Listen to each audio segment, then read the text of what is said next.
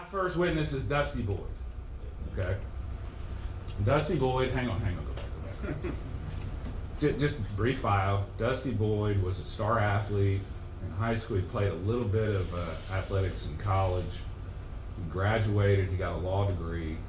Then he volunteered to go to the Sudan, which was is still a disaster, but I mean, it was a disaster at the time. And he volunteered to go there, by the way, right after he had his first child, in order to help them reconstitute their legal system. Then he comes back to Texas, where he's from, small town in Texas, Gatesville. Anybody heard of Gatesville, Texas? Yeah. And runs for district attorney and has been elected twice, the district attorney. He also, and Gatesville is a small town, and I think people, especially people outside of Texas, have this impression of these small southern towns maybe being a little backward sometimes. He started a program on his own that he created on his own called the MAPS program, which is a way to get, and that he started this right in the middle of the George Floyd protest. Remember, everybody, I mean, that case is being tried right now. But remember, there was these massive protests all across the country. And Dusty started this thing in Correll County called the MAPS program, which is basically where they provide minority people in their community an opportunity to sit and evaluate the work of law enforcement. Was this a good arrest? Should we charge this guy at all, or this girl at all? This is one of the most innovative programs in the country coming out of a small southern Texas town. So that's Dusty Boyd. So I'm gonna play a short clip from the podcast with Dusty. And when I play these clips, what I want you to do is because I'm gonna play, for each principal, I'm gonna play multiple clips from different people, okay? And I want you to see if you see the same patterns that I do, okay? So let's play the first clip of Dusty. I'm sure you live in a comfortable life, making a comfortable living.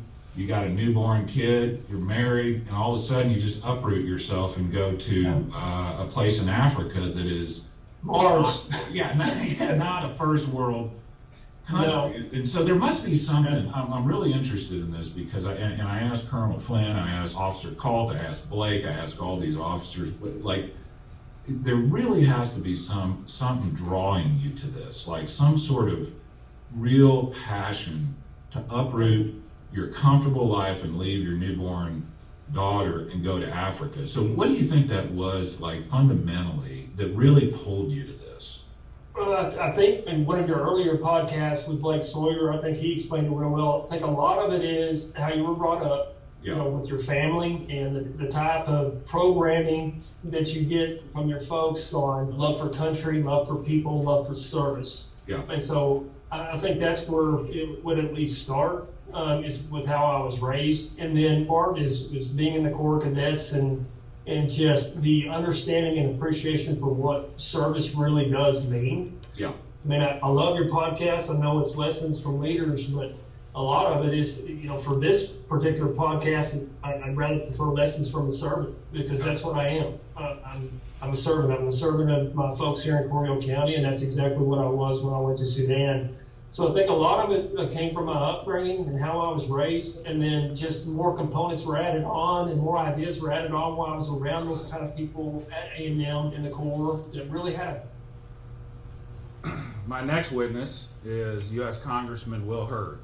Some of you may know Will Hurd, as a matter of fact. Will Hurd was a student body president at Texas A&M. Then he was an undercover CIA officer for 10 years in the Middle East, running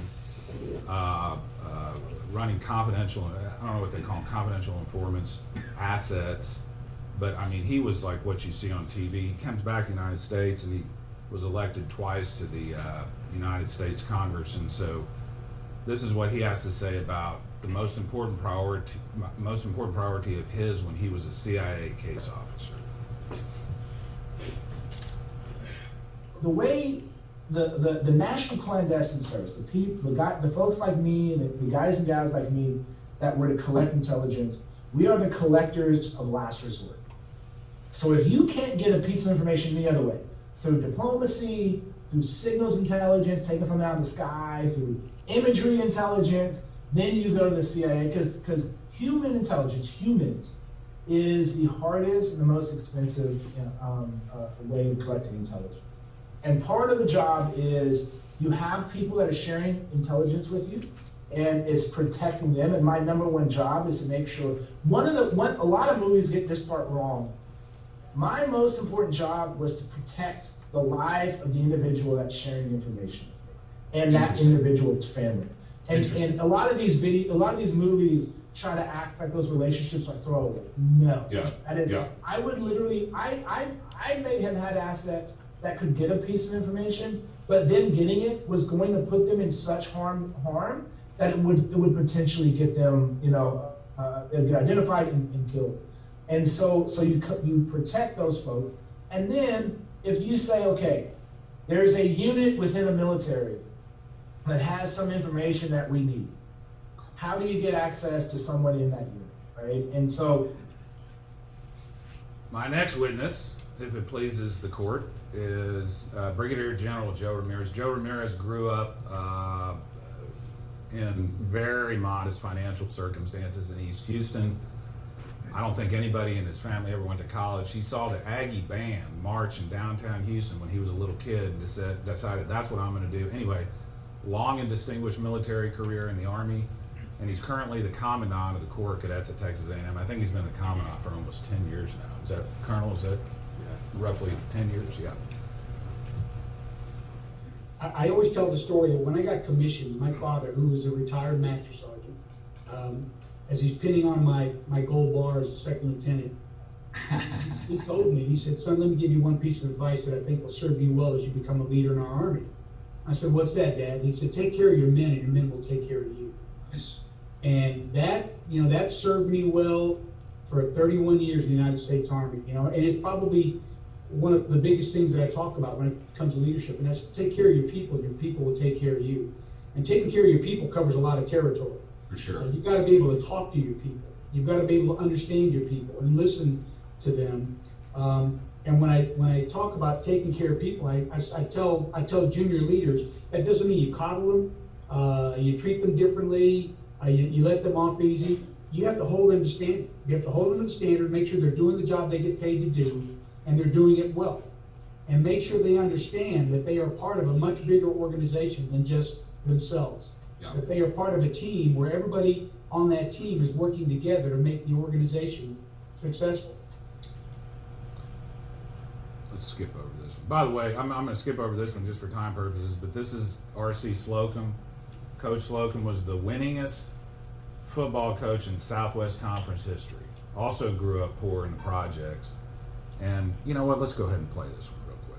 And I think in a lot of our opinions, Coach Slocum is one of the best Aggies of all time, bar none. And Hunter said, yeah, man, I totally agree with that.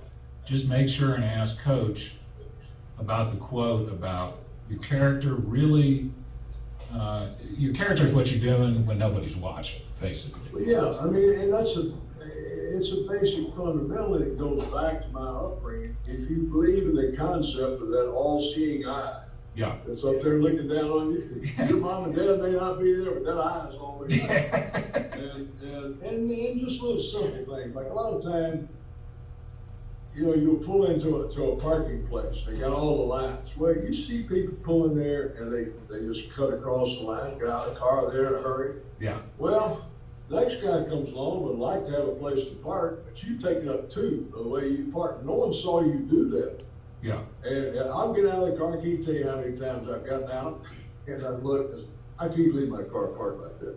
It's just not the right thing to do. I go back, start it back up, and put it in where I'm taking only my space. Yeah. So I think if you operate under that deal, that whatever you're doing, a guy told me a story, and I think this may be what Hunter's talking about. This story was given to me by someone else. So it's not original to me, but it says like when you're a little kid, you can picture going out to a farm pond, and you pick up a pebble, and you throw it over the far side, and it goes plunk, and little circles start coming out. And then you say, I'm gonna throw it over here. You throw on that side, and plunk, little circles start coming out. So as you continue to do that, it's like you in your life, what's happening. Sooner or later, and we've all watched it, I've watched a bunch of those little circles just keep getting bigger, and then they start overlapping. Yep. So after a while, as you go through life, whatever those things are, you are what you are. Yeah. And so your reputation, we all have the ability, and we all get to make our reputation. So you may go into the 7-Eleven across the street from A&M there, and some of the guys are there working. You go in there and you can be rude to him, you can be demanding, or how come you don't have this out here, or hurry up, do this, that, or just go in there and treat him like you'd like to be treated. Yep. So you throw out a little stone that day. And then you go and the janitors coming through, sweeping up. They all have their lives, they have problems with their kids, they have all the different issues that we all have. And they're coming through there, so you can just be rude or whatever, or you can be kind. And one of the things, I'll tell you a quick story. I was close friends, one of the big things in my life, I was close friends with President George H.W. Bush. So when he and I hit it off, and we were close friends, he took me up to Pine Valley, New Jersey to play golf. Great course. Then we got course in the country. Yeah. So we're sitting at a table, President, myself, and two other gentlemen, friends of his who came in. We stayed there on property, and we were having breakfast. So we came there, and this little elderly black lady came over to wait on us. And we were talking about our game and who's going to play and everything.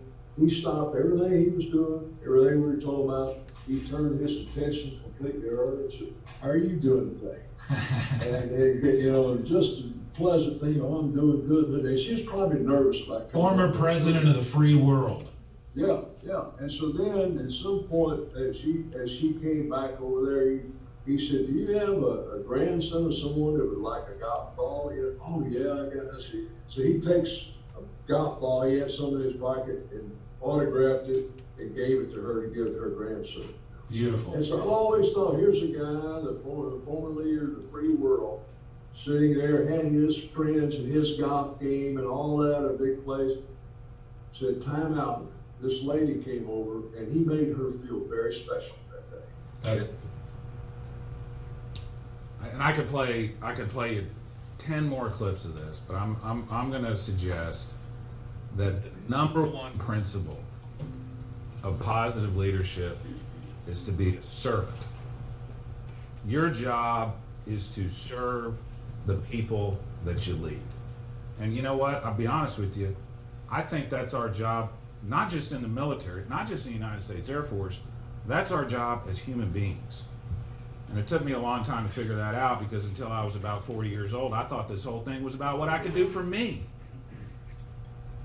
And I started listening to people like R.C. Slocum and others, and it finally occurred to me that your life, the quality of your life, ultimately, will not be judged by what you do for yourself. It'll be judged by what you do for others. So principle number one, leaders are servants.